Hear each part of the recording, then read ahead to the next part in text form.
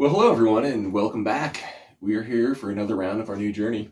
This is part 10, and don't have a whole lot to lead in to get to today. We're doing such exciting work that we'll talk about it all at the end. And we're just going to dive right in today and see if we can put some strings on this guitar. So let's get into it, and we'll talk to you guys in a little bit. All right, later. All right, well, it's time to finalize our neck heel carve. And what do you know? I chose to do a facet. Imagine that. I don't know what really chose to start my love for facets on guitars. Maybe it was Jerry Garcia's guitar, or a love for technical dimensions. But here we are. We uh we haven't quite decided yet. We have a really nice facet coming around the heel of this neck, and I've pretty well decided on our treble side or our high E side, we're going to blend that carve right in up to it to where there will not be a facet. And so that facet will trail off a little over halfway through the back of the neck heel. We're not quite there yet, but you guys will see how it goes as it goes along. Anytime you're working with exotic woods, or really for that fact, what exotic woods or standard woods or wood in general, you you can run into harder spots and softer spots. So the facet on this heel was a little problematic, but it wasn't too bad. I was able to keep a line on it, make sure where I was going, and man, you would work it out and still have a little raised spot in the hard section. And as long as I went after it with this, it was a lot worse on the Koa back. That still has some work to be done from hard spots. But yeah, I'm digging that. I think that's a pretty good start to having a beautiful neck heel. We're getting down to the nitty gritty now, so all those spots that looked decent before and are now appearing to be ugly, and they have to all be cleaned up. We're taking our time with this one. We're not leaving any kind of rough work behind. And there's going to be a lot of continuous work on this, and I'm not going to slow down. I'm going to take care of it all, and it'll be worth it. It's really going to be worth it in the end. Um, I think we'll see that coming up here pretty shortly. Once we got to the headstock, I kind of had this out of the box idea, which I just absolutely love, and I'm going to continue to do this in the future. And basically, right where the nut is there and our headstock flares, we gave it two angles instead of one. And wow, does it have a clean look. I'll have to show you guys this. I think that looks pretty clean. I'll have some better pictures of it at some point here, but I could definitely see myself doing that in the future. So, back to the volute. I did roll back and forth, and I thought of different things I could do, and I did want to stick with flattening off the top section of this in a half circle, but then I went ahead and decided that I'm just gonna make the center.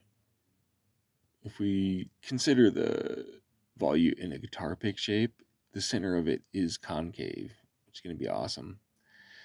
There it is, one last little mock-up, and out comes the glue. We are ready. We are ready to put this thing together. I always triple check and double check, and yeah, you don't have to go crazy with the glue there. I really spread it out, and when you really develop a good neck fit, uh, you want to go pretty light with the glue, or you can get vapor lock. Where there's so much liquid in there, there's just nowhere for the neck to go.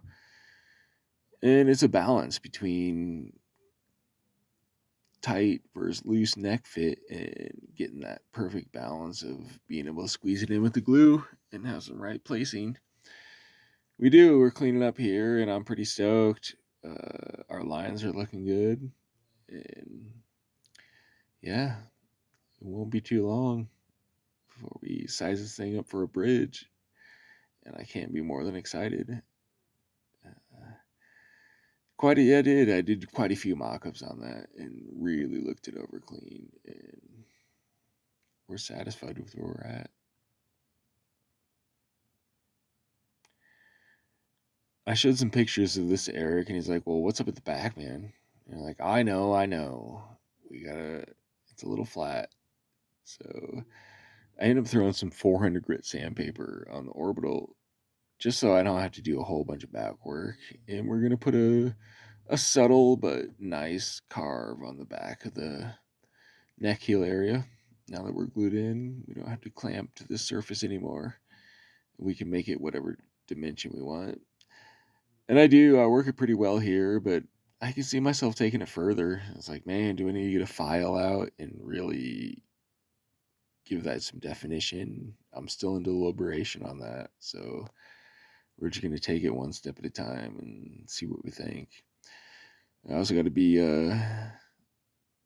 mindful about the balance of the guitar from neck to body. There it is. There's our mock-up. We know where to drill, and this is pretty exciting, and we kind of see ourselves drill these holes here, and this would work great. Everything worked nice. And then from there, man, I'm so excited. I didn't even do any of it on camera, and I pounded those bridge pins in. I even carved away a pretty good access for our ground wire from the bridge pin all the way to the hole for our piezo cables, which I didn't film either. And yeah, it all lines up pretty dang nice. Had to wiggle it a little bit at first, but yeah, finally a good close-up of an inlay. There is some green abalone in there, folks. And there it is. We got strings on. All right, here we are. We got strings on, and we are making progress, huh? Kind of digging that, and we are in the ballpark, right?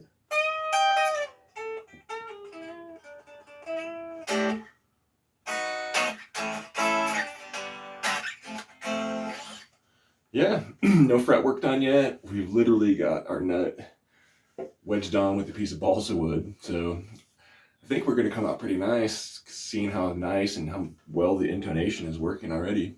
So yeah, I really don't want to take this thing back apart now, but we got a lot of work left to do, so still got a little bit of cloudy spots here and there to work up before we do our finish. And we can see how our back of our neck is kind of contouring on the heel there.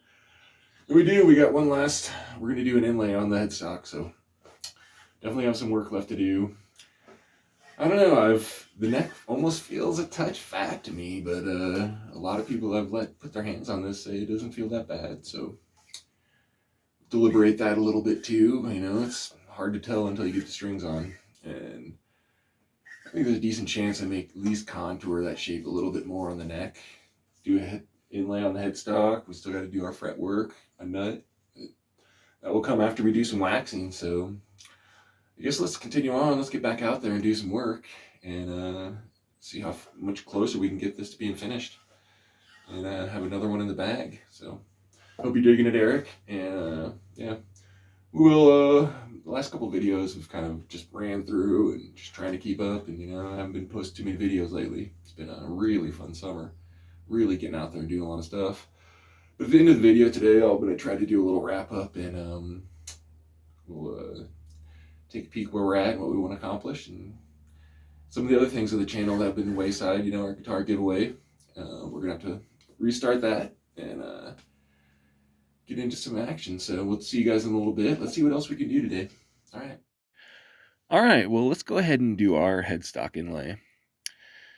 Eric really wanted the face of his dog on his guitar, and well, it's just kind of currently a little bit beyond my skill set. So really had big plans on how I was going to do it, and I realized, man, I'm just going to have to make a decision and do what I can.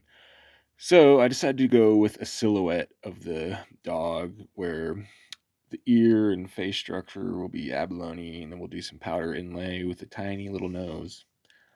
So here we are starting to cut it all out. And yeah, this worked pretty well. I drew it all on wax paper, cut it out, and every once in a while I'm laying those little pieces of wax paper on top of the inlay, just like that, and comparing, making sure I'm getting to the right shape. Well, let's just say I started out aiming for a border collie style dog, and we ended up a little more Ren and Stimpy, but hey, you know, doing what I can over here. When I finally uncovered it, I was like, the cartoonishness of it actually grew on me right away, and I wasn't disappointed with the slightly out of distortion how the face was. So I hope Eric digs it and gets a kick out of it. But we get there when we are, man. What a bunch of filing. You can see there's some ears. And yeah, just really took my time and was able to do this pretty well. We'll have to see it mocked up here. There we go. It was kind of our idea. And here we go. It ends up that one of our ears, the abalone, was about half the thickness of the other ear. So we set depth to the first ear, and we're going to go ahead and just hog it all out here. I was smart and carved out the deeper ear side.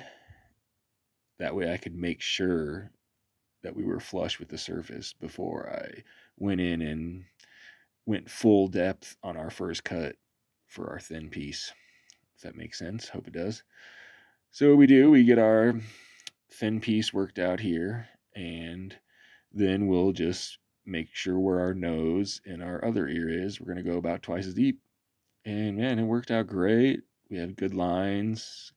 There's, this is pretty light camphor burl, so we really didn't have any gaps on these things, which was pretty impressive to me. Like I said, we do turn out a little cartoonish in the end, but I can be all right with that. I really wanted to do a good job on this one, so I just kind of took charge when we're doing this routing. I'm just going really slow and holding that line and not budging, and really happy with the outcome. As you can see, I'm using the scalpel there. Of just a lot more comfortable using that scalpel than I am using a very small router bit. So as long as you got a steady hand and take your time, you can really get those fine tips and corners with the scalpel. So here we are. We got some glow in the dark blue. And yeah, like we always talk about with doing large amounts of powder, you really gotta pool in super glue and continue to it'll suck it up, let it suck it up, keep applying, let it suck it up. And yeah, then you've got a pretty decent dry time on this. I was pretty stoked today. It's pretty warm out, and what I normally would have let sit for 5 hours was probably done in 2. And then yeah, we can start to clean that up.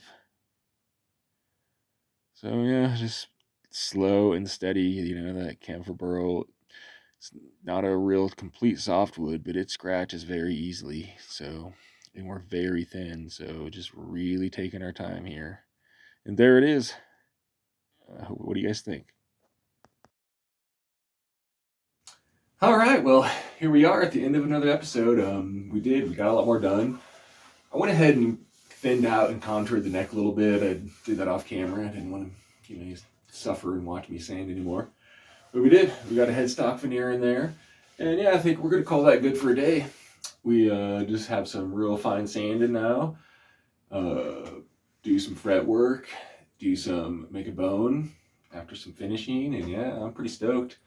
So yeah, we'll knock down any cloudy spot and take anything up to grain. I still want to work on this heel of the neck a little bit and make that a little more fine-tuned. And after doing some polish-up work, we need to make the volute a little more symmetrical again. So we're not going to just throw in the towel. We're going to make it look right. And yeah, we'll continue on. Yeah, so we started a guitar giveaway quite a while ago. And rolled it out and to no response. So we're going to start over. And next episode, I'm going to do a little digging around. The next episode, I'm going to announce a new winner for the McD Guitars giveaway. So we'll explain that. Maybe we'll start the episode with that next time and really go in depth and explain it. Himbo, I have a little bit of admitting to do. I jumped off the deep end a little, and I'm going to start trying to do acoustic guitars too. So I got myself some inexpensive wood to start out with on the first one, and mixed in between all these electric guitars we're doing, I'm going to start throwing some acoustic stuff in the mix. I have some heirloom quality wood. Maybe I'll display that next round, and I'm probably going to have to build at least 10 acoustics till I'm ready to use it. So we're starting a new chapter there. I'm finally dipping my toes in. I was a little intimidated, but after the years and getting to do finer and finer work, I'm ready to take that step. So yeah, we actually do have to continue finishing to sand the F-hole. If you can see I started it in one spot there, and it's working out pretty well. But yeah, I really wanted to just knock that headstock in layout, and it's kind of a funny puppy. I think it's a little comical looking, so I'm digging it, and I hope Eric likes it too. This does glow in the dark blue, just like everything else, but I wanted to kind of keep that white tone on there. So yeah, until next time, I appreciate you guys tuning in, and yeah, we're getting pretty close to this guy, and I'm ready. Had a real fun summer and done some crazy stuff, but I'm ready to dig in and start doing some hard guitar work. So let's get it on. Hopefully you'll see another episode from me sooner than later. And yeah, cheers, you guys.